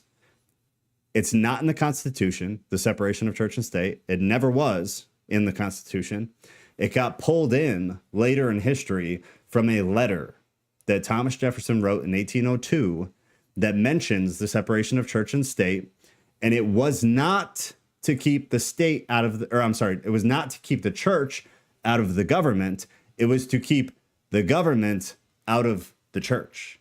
It was meant to protect religious systems. It was meant to protect the church from government interference. But now today, you have most of society that believes the separation of church and state was meant to keep religion out of government. That's not true. That's what it is now. That's not what it was when it came into effect. I'll post to Discord when we get off. I'll post it in the chat, actually right here, so you guys can read it. The thing that I read at the beginning that has the whole history of kind of where it came from, what it was intended to be, and how it shifted over time. But anybody else who wants to come in, otherwise we'll just go ahead and close it out for the night. Ironically, Baptist preachers love to tell their congregations who to vote for. Oh, yeah, we didn't talk about that. That was one of the other ones that Mystic brought up too. Yes, this. So I'll tell you guys this, and I've told this story before, so some of you have already heard it. When I first moved to Chicago, I was in the process of planting a church. I was working with one of I think it's actually the biggest church planting organization in the United States. We had funding, we had a startup staff, we were looking for a location, and I was going through the paperwork to get everything rolling. We were going to plant a church in northern Chicago. So as we go through this process, I'm doing the paperwork. We get to a point where it's some of the legal documents that express that I am not allowed to say certain things about, I'll be very smart with how I say it. I'll be very thoughtful with how I say it. I wasn't allowed to talk about certain things that had to do with the government. And one of them actually has to do with that you're not to influence the congregation in any way. to vote a specific way. But that was a very small part of it. But that was a part of it. That was actually what caused me, not that part, but the part where I was told what I can talk about and what I can't talk about. And part of it was just that I was not allowed to be honest. I was not allowed to speak and teach the way that I do. That's why I pulled out. We canceled the entire thing. The staff that was planning on coming down the line didn't. The entire process was shut because of that. So yes, there's absolute validity to the concept that pastors of churches are not supposed to influence congregants to vote a certain way. Directly. You can talk about politics to a very small degree. Very, very small degree. So you try to get me to move to Chicago to open a church years ago. Geez, I'm glad I didn't do it. If anybody would have come, we would have done it. We just wouldn't have done it with the backing of the organization that I'm not going to name. And again, we've talked about, I'm real close to planning a church again. I need some local people who I genuinely trust to get this thing rolling again. I remember back in 2009, my pastor called Obama the Antichrist. Yeah, you heard that a lot. Jeremiah, let me pop you in. Anybody else who wants in? Local as in Chicago. Drew, I'm trapped here, man. I can't go anywhere. I can't go anywhere. Jeremiah, you're unmuted. You got to unmute yourself. Alrighty. Hi. This message is actually for Miss Cat, who's conveniently located right above me. Wait, is this the surprise? Yeah. Is this random time, or is this something that we're save it? Because we had like half the group now just came in. So I'm going to give everybody like 10, 15 more minutes, and then we'll do the last 10 because I'm super excited for that. Oh yeah, no, definitely. I'm super excited too. You know what? If you could unmute her for that one too, because I'd like for her to. Yes. All right. Excellent. All right. Excellent. Cool. I'm muting her. All right. Last chance. Anybody who wants to get in. And then the last 10 minutes is a free for all now.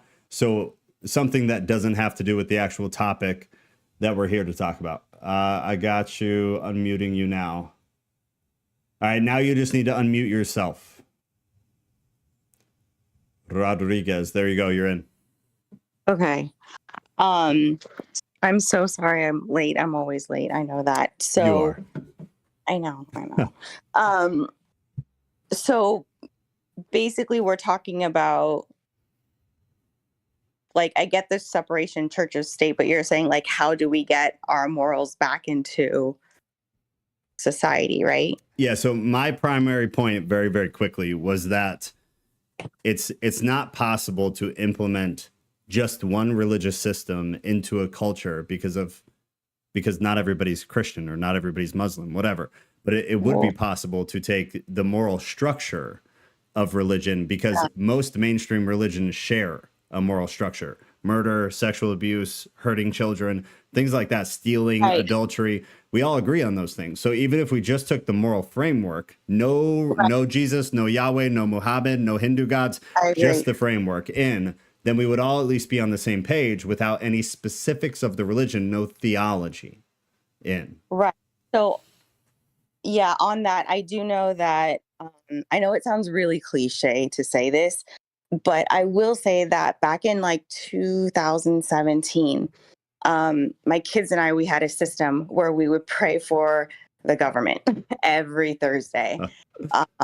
And I remember one day I said, and this is not to offend anybody or whatever, okay?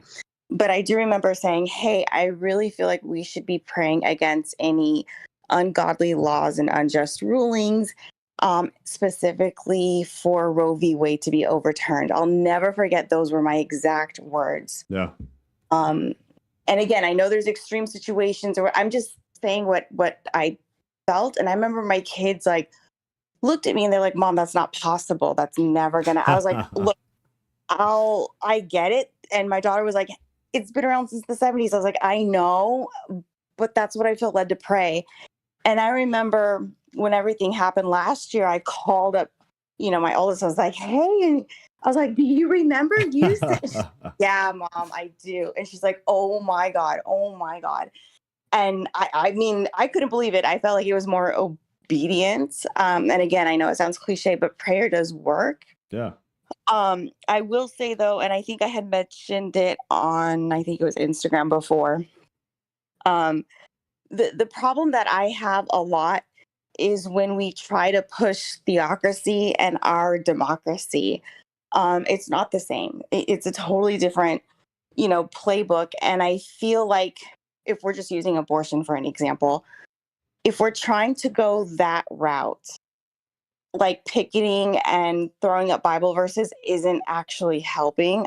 And I feel like, okay, kind of like what you were saying with morality, murder is wrong, right? Doesn't matter if it's a theocracy, democracy, whatever, it's wrong. We all know that. So I think that on that note, in that way, we would have to go that route again, play by the democracy rules. So I would just kind of challenge Christians to kind of take approach of forcing the government to define when life begins. And I know there's different laws that you can kind of bounce off of. Like if a woman is pregnant and killed in a car accident, I believe it's a double homicide. It's my understanding in some states. So there's certain things around it. I don't even know if I'm making sense. No, you're totally making sense. Yeah. But yeah, unfortunately, this is just where we're at, and we have to play by those rules. So yeah, again, I know it sounds cliche, but prayer and play by the rules. Let me ask you one question. Then I think it was before you got here. So we have politicians who campaign on their religious framework, right? You have even some that, in my personal opinion, are silly, like Joe Biden saying he's Catholic and Nancy Pelosi saying she's Catholic, even though she's literally been kicked out of Catholic churches and has been told she cannot take communion because she's not a Catholic. But we have politicians campaigning on their religious views and framework. And then at the same time, we have a big push in the political system to tell politicians they can't vote or be in any office of any kind, making choices or changes based on their religious beliefs, when they were elected mostly, or at least to a large degree, based on their religious beliefs, right? Most Christians are going to vote for somebody who aligns with what they believe. Take your example of abortion. I would never vote for any politician who did not see abortion how I see it, because it's life. And in the same way, somebody who, as an extreme example, said, I think murder should be a 10-year sentence and then they should get a second chance. I would never vote for that politician. So is there any actual real way to have politicians in a country who don't do their political duty from their religious views? Or is that kind of a silly, illogical idea? Does that make sense? Yeah, I hear that. And I actually have a friend who moved to a different state and ran for office based off of her religious views. I would never vote for her, but I mean, it just sounds discriminatory. Towards like the Christian? Yeah, okay. Or non or whatever. Like, I mean, that's kind of, that just doesn't really make sense. I'm not a fan of certain pastors, of it being like reverse, where certain pastors are like endorsing a politician or pushing a politician. That's, disgusting. But yeah, I mean, it's just a form of discrimination. That's like saying, well, I won't go there, but yeah. Yeah. Okay. I was just curious. All right. You have anything else on this? I don't think so. Okay. Let me say one thing. Yeah.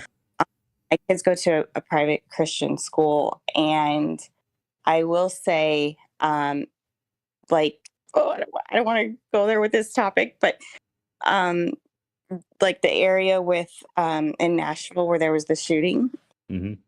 I remember kind of thinking like, oh, my kid's fine. They go to private Christian school and it's fine. It's fine. Those things don't happen. But then when Nashville happened, it kind of, freaked me out a little bit. And I felt like the person was targeting Christians. Yeah.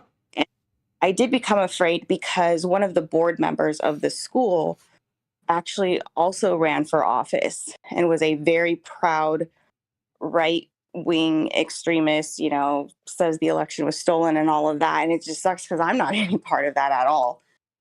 And I don't know, just to have the thought kind of cross my mind of like, oh shit, would my kid be a target because this guy came from here? Do you know what I'm saying?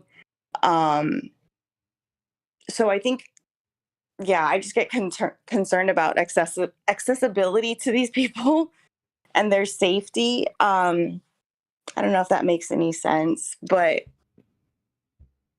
The Christians being targeted made sense, but what does the guy you're calling right-wing extreme have to do with it? he's actually part of the board of the school. I guess I'm still like kind of missing the connect. Maybe I'm just being dumb right now, but what's the connection? Like I get he's on the board, but why does that have anything to do with it? So my concern is like out of, being angry at Christians or being angry at this politician, if they go in, you know what I'm saying, and try to shoot up the school, that it would be at my kid's expense because the politician. Right, because he's also on the board at the school / church. It's like 2 in 1. And does that make sense? No. Why would the politician shoot up the school? No. They would shoot because of the politician, is what I'm saying. Oh, gotcha. Okay. But yeah, I mean, I guess I get that concern, but you could kind of extrapolate that to anything, though. I mean, it's kind of a stretch if you're comparing it to what happened, like the kids being shot and the teachers being shot.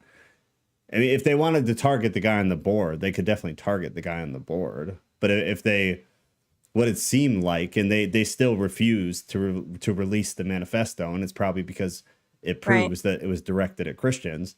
But it seemed like the individual just wanted to go kill some kids at a Christian school, which, I mean, we're gonna see more of it. Is the sad thing to say. My point. Yeah. That's exactly.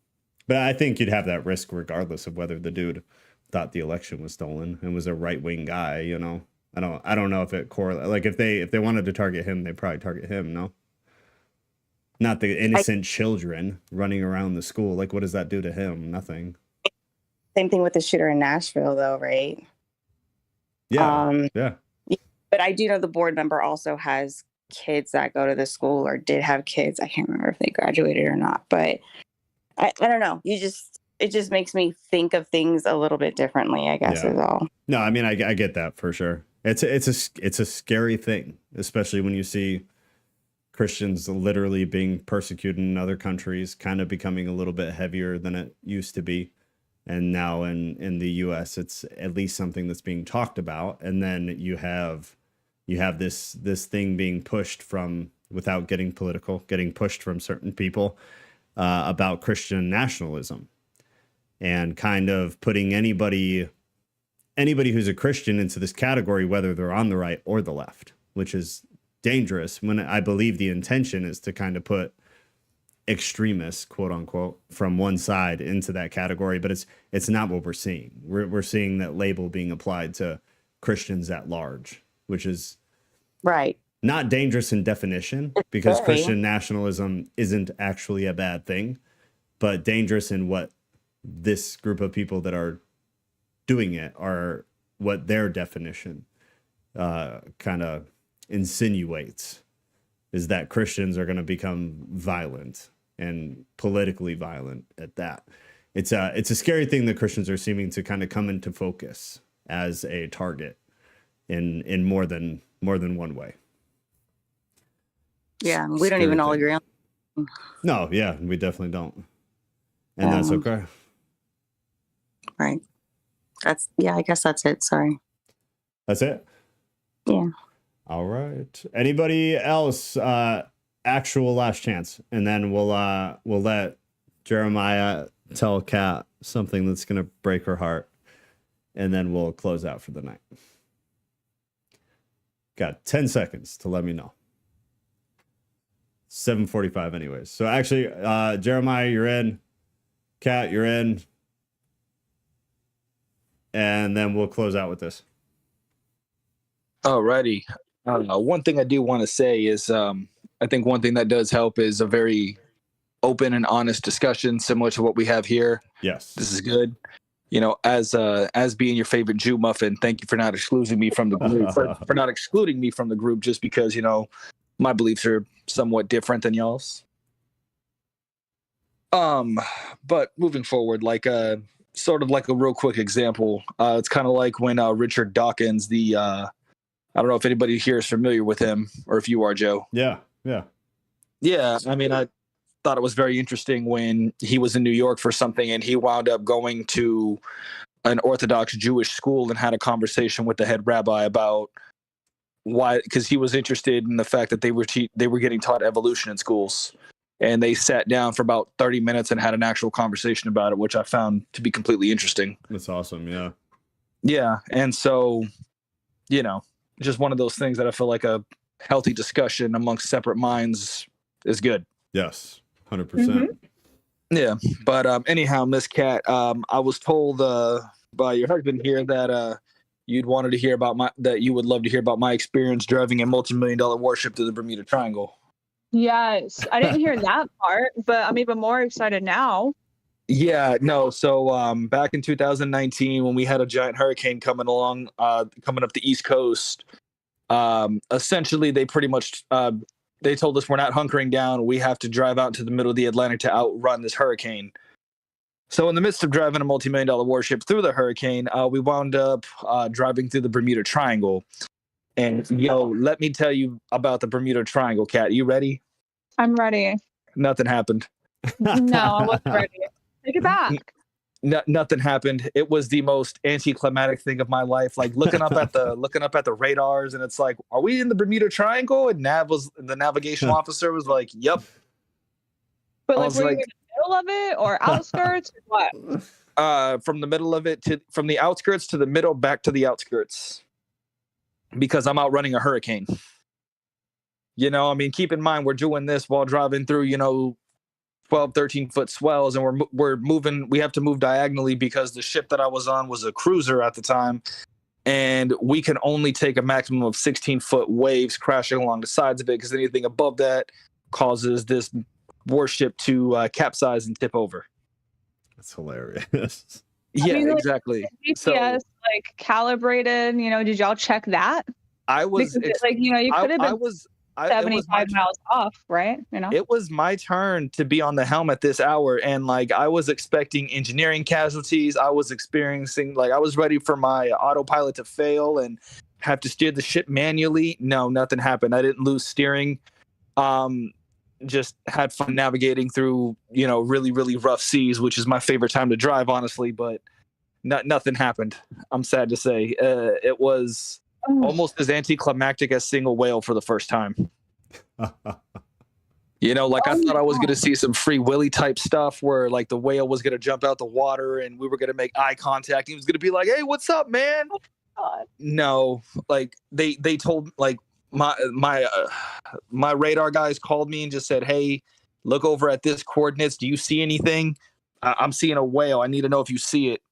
Because if you hit a whale, that's actually a huge fine, and you get into a lot of international trouble if you run over a whale. So when whales pop up on the radars, we have to do everything we can to avoid them and turtles. Oh, because the giant sea turtles down in the South Florida waters, they can actually puncture a hole in the hull of the ship. Yes. Yeah. But anyhow, I'm looking and I just see a whale just shoot water out of its blowhole, and that was my first time seeing a whale. But my God. Yeah. Okay. I have some things. I mean, I will say this though, driving through the Bermuda area though, I did find the end of a rainbow, so that was cool. But aside from that though, yeah, nothing happened, and it was honestly very, very disappointing. I'm sorry to say. That's so sad. Yeah. So, we- two things. This is super ironic and totally obviously not done on purpose, but literally I'm looking at it right now. 12 hours ago, I shared a picture of a tweet on Facebook, and the tweet says as follows: I wonder when the Bermuda Triangle stopped working. Not a lot of drama there anymore. The second thing is, do you believe in any of the stories that are told regarding the Bermuda Triangle, or were there any of your shipmates that had stories, or anything like that? When you're out running a hurricane, it's one of the most stressful times where the ship is rocking so hard. Literally, we're driving, the top side of the ship is secured, things like that. Everybody's chain smoking and doing things like that because everybody's just stressed out. Like literally, like we can't buy Red Bull fast enough. Yeah. So I think at a certain point, I think we were more afraid about seeing the Hat Man and the Ghost of the Gunslinger. Because my ship's nickname was the Gunslingers, and there was always a rumor that there was a haunted spirit, and like I swear to God, he was really cool though. He woke you up if you were late for watch. Oh my God. So like I felt a grown man touch me and whisper in my ear, "Hey bro, get up, you're late for watch." And as I shoot out of bed and get up, I'm looking around. I was like, wait, there's nobody here. Wow. That's awesome. That's cool. Yeah. So the Ghost of the Gunslinger was really chill, but aside from that, no, I think I was more afraid of either seeing the Hat Man or bumping into one of my higher ups who escaped communism. Yeah. Him and his family came here from Cuba on a raft when he was like 8. Oh wow. Oh my God. That's Yeah, wild. so I think I was more concerned about bumping into him than I was about, any kind of thing happening with the Bermuda. But that thing broke. Think God needs to fix it. Jeez Louise. But my honest to God thing about what potentially might have happened though is the magnetics, they shift, and I think just after a certain amount of time the magnetics shift, and then that's that. It stopped ruining people's radars and whatnot. Right. True north and magnetic north are two different types of north. Yeah. Mm-hmm. And I think at a certain point, maybe it caused people's stuff to spaz out. But nowadays it's fairly calming. Interesting. Yeah. But do you just believe in the past stories? do I believe in the past stories? Yeah. Or like maybe not fully, but Like is there I said, anything in you that is my less thoughts than buried? my thoughts have always been just that with the magnetic poles shifting, I think that there is the potential that might have been a reason why, but I think at some point the Earth's magnetic field just shifted away from it. Yeah, that would make sense. Yeah. That's at least my thoughts in theory. I do believe at one point maybe the Bermuda Triangle might have been something, with some substance at it, but after a certain time it just kind of faded out with everything else. Yeah. Yeah. Either that or just like what Miss Rodriguez said, prayer works. So Yeah. apparently, I don't know.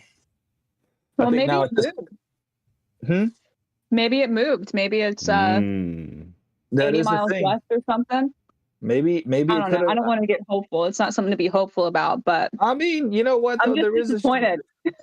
There is a shift. There is like the graveyard ships, or what is it? The ship graveyard, and a few other places. I know that. I think one of the funner conspiracies to get behind is the buried treasure that the Freemasons buried. I think that's more of a funner one to get behind. Yeah. I agree with that. Yeah. Yeah. There is a rumor though that it's in Canada. I'm just saying. Yeah. Vacation. Yeah. I mean, Group vacation. Treasure hunt.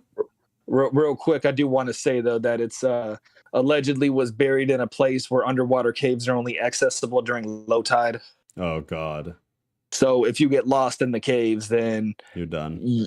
you done. Yeah, you Yeah. done goofed. And there's no proof that there was ever any real treasure buried, but there's also no proof that it hasn't been founded either. Yeah. Yeah. Well, someday. So if anybody wants to help me steal the Declaration of Independence or anything like that, please, by all means. Oh my God. Okay. Oh, All Yeah, right. but aside from that, I don't have anything else. So if you guys want to go ahead and close out with prayer, Yeah, let's do it. It's All right. late. please Thank pray for my you. wife that she doesn't die. I keep telling her she's not dying. She just can't think of anything else to do. What? Is she okay? I said, I'm sorry. No, she keeps acting like she's dying. Oh, Shannon, don't act like you're dying. Exactly. Don't scare your like, beautiful husband. She looked at me earlier. She was like, "I'm dying," and my response was, "You're not dying. You just can't think of anything else better to do." That's fair. Fair enough. Exactly. Fair enough. relatable. All right, I'm gonna mute you guys. Let's pray. Let's get out of here.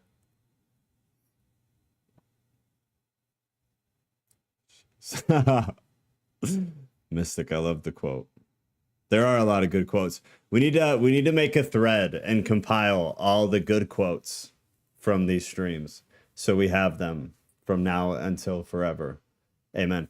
All right, God, thank you for giving us the ability to do this at all.